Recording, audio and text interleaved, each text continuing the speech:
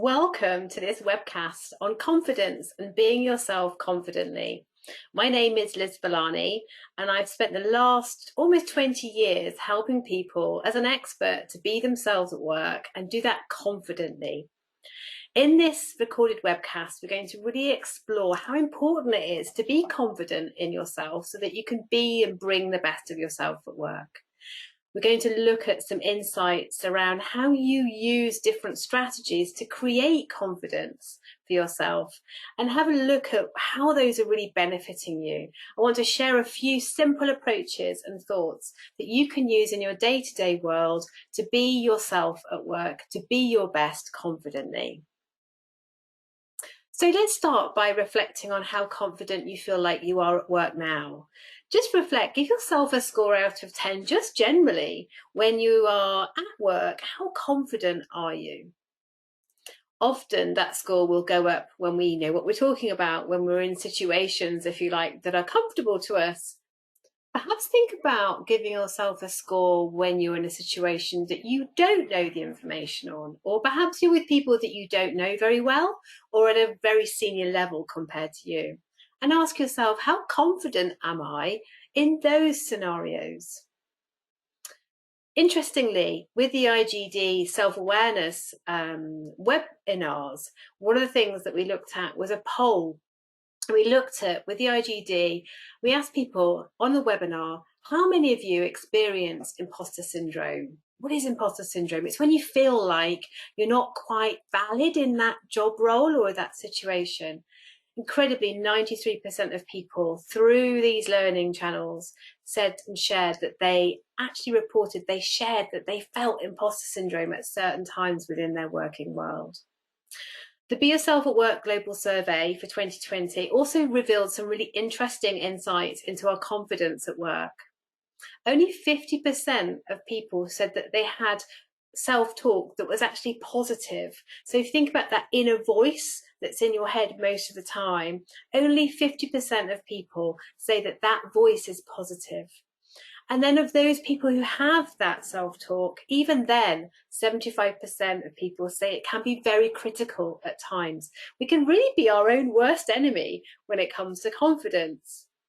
Another point to note from the 2020 survey into being yourself at work is that only a quarter of us, 25% of us, are able to fully accept a compliment at work. Wow. We tend to kind of bat these things off, almost like they're not really us. So we can fall into this place where at times we can really be challenged with our confidence. So we need to up our self-awareness when it comes to our confidence and the strategies that we use. Ask yourself then, firstly, what gives you confidence at work? For the vast majority of people, the things that give them confidence at work are things that are outside of their control. And there's some examples here to share. Things like positive feedback, being asked for your opinion, having a great team around you, doing things well, getting success, being that go-to person, being sought out, being recognized, feeling valued. These are all things generally that we rely on for our confidence at work. The challenge is that they sit outside of our control. We tend to rely on these things and they come from other people rather than coming from ourselves.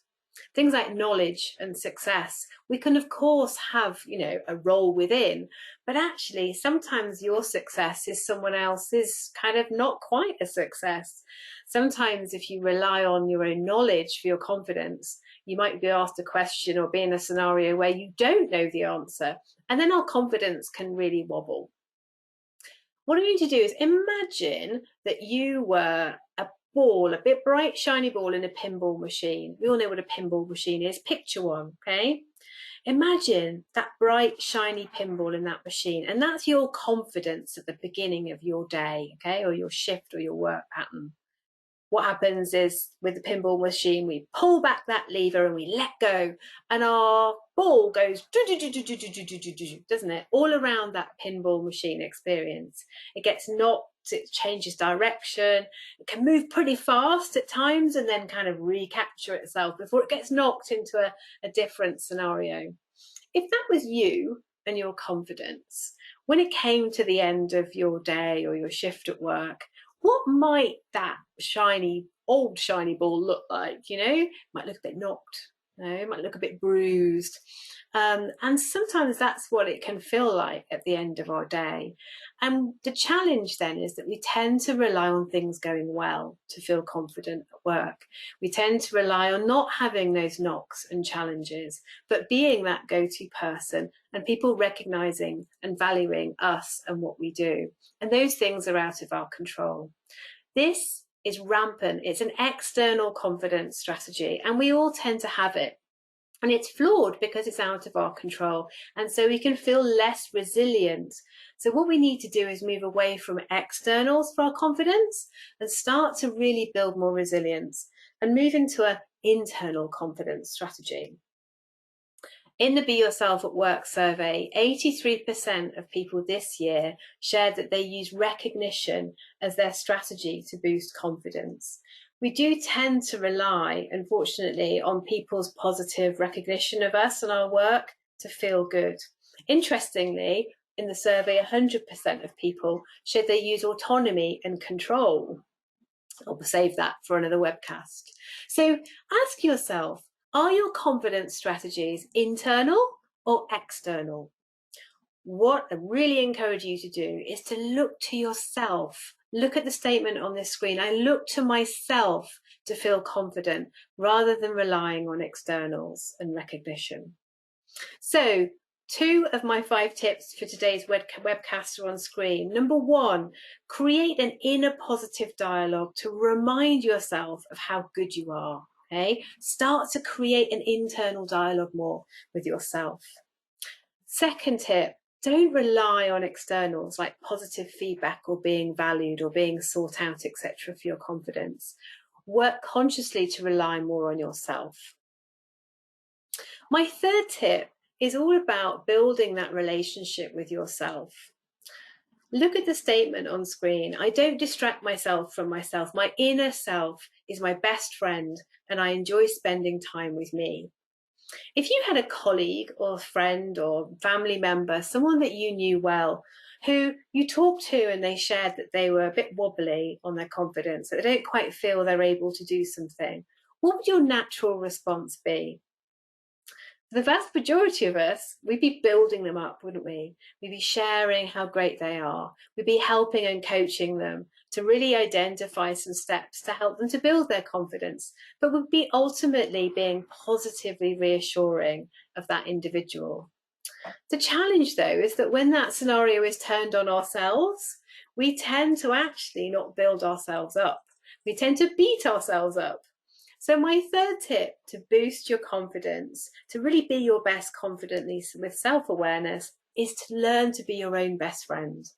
Really grow your relationship with yourself. When you start to wobble or you have a bit of a confidence challenge, build yourself up exactly like you would with someone else. Identify the things that you do well, create an action plan, but stay positive and build yourself up so that you feel confident internally. Point 4, give yourself positive energy by being aware of things that go well because of you. So if we go back to that external confidence strategy that most of us have, the challenge with that, as I've shared, is it's out of our control. So we need to start to change the way we actually manage our energy rather than relying on others or externals. Move that energy to within. And the energy can come by being really aware yourself of things that go well because of you. We tend to automatically look outside. Ask yourself as you come out of meetings or you liaise with customers and your colleagues, what went well then because of how I was being and what I was doing? The statement on screen, I believe in myself. I generally achieve what I set my mind to. The vast majority of the time, you will really find that when you notice things that go well because of you, actually, the vast majority of the time, it is going well. You are achieving what you set your mind to. So start really believing in yourself. Tip 5 then. The vast majority of us, when things perhaps don't go well or we're feeling nervous, can make things about us. And then we can overthink and it can really spiral. We can really worry. All of us are making it up as we go along. All of us think that we're going to get found out. None of us really are as confident as other people might think we are. Okay. And the challenge is that for all of us, we can make things about us.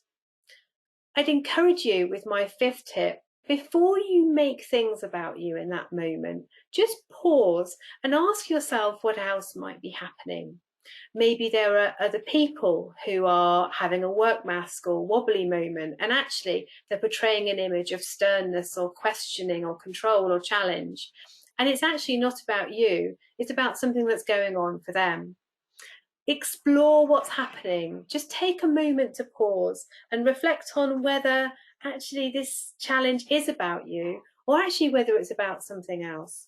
Because the vast majority of the time, I think it's not always about you, it's always about us. So to build our confidence and to really be self-aware, to be confidently us at work, we need to just check in with ourselves briefly to think, is this about me or is something else happening? So build your confidence within yourself, really drive an internal confidence strategy, and you'll be absolutely there, even more you, before you know it.